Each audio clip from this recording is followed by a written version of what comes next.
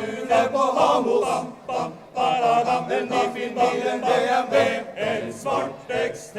Vi har samme gamle Tesla på hufta i oppgang nummer 3. 4 pils og en pizza, en flaske vin i og ned, i ny og lite biff og litt champagne.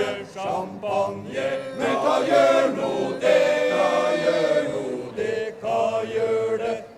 Vi har tenkt å kjøpe oss villa, men det var ikke noe av det. Vart ingenting, bare leilighet om natta.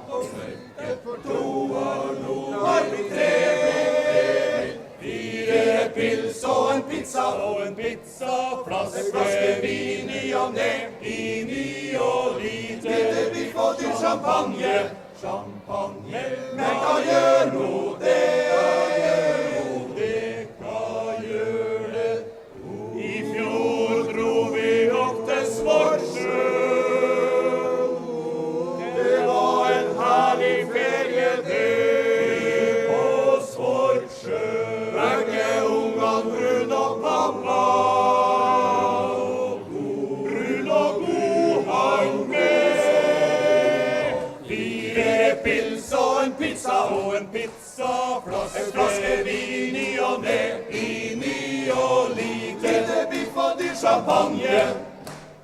Men hva gjør nå det? 4 pils og en pizza, flaske vin i og ned, i ny og lite biff og dyr champagne.